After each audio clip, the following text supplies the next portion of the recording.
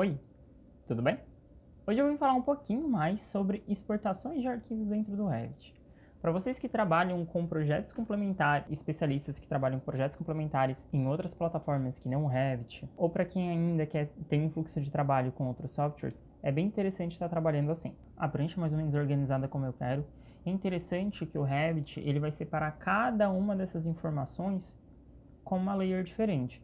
Então, por exemplo, se eu abrir aqui o VG, cada uma dessas informações, por exemplo, porta, itens de detalhe, colunas, pisos, mobiliários, ele vai tratar cada um deles aqui como uma layer diferente quando a gente for exportar, tá?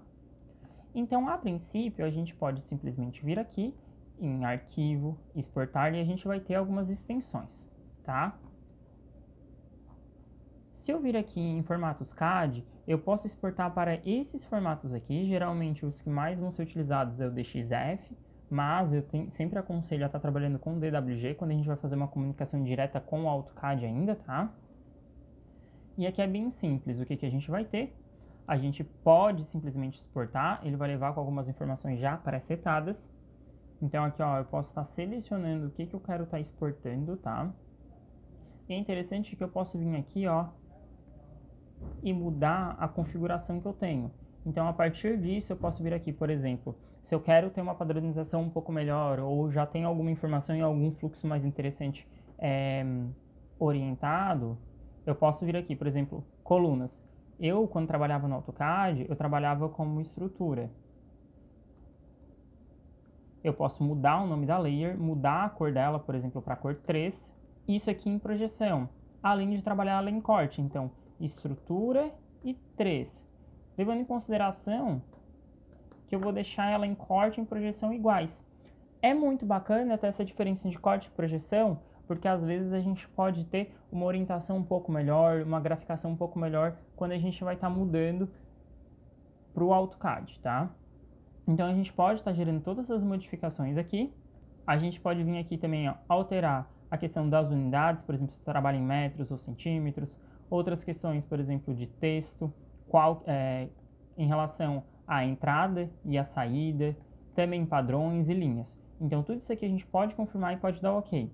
Quando a gente exportar isso, ele já vai com essas configurações prontas, de acordo com o que a gente espera lá no final. Eu posso vir aqui também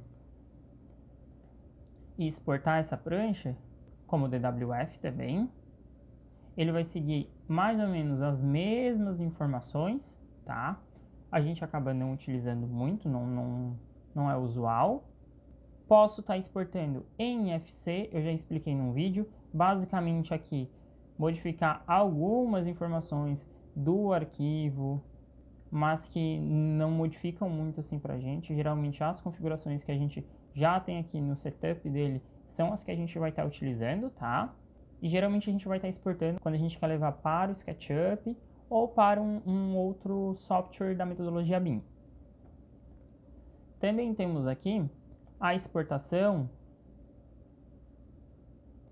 em imagens ou vídeos ou alguns tipos de relatórios, tá?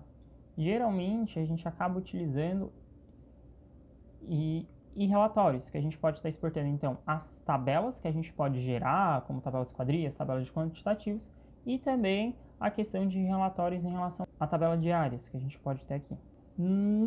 Nas versões do Revit mais recentes, a gente já pode exportar diretamente para PDF, o que é uma coisa muito vantajosa, vendo que em consideração atual, a gente pode, para a gente salvar em PDF, a gente tem que ter um PDF já dentro do nosso computador configurado, e a gente tem que configurar como se fosse uma impressão, uma plotagem. Então a gente tem que fazer toda a configuração para estar exportando a partir de lá. A gente consegue sim estar exportando mais de uma prancha ao mesmo tempo, mas às vezes isso gera uma dificuldade.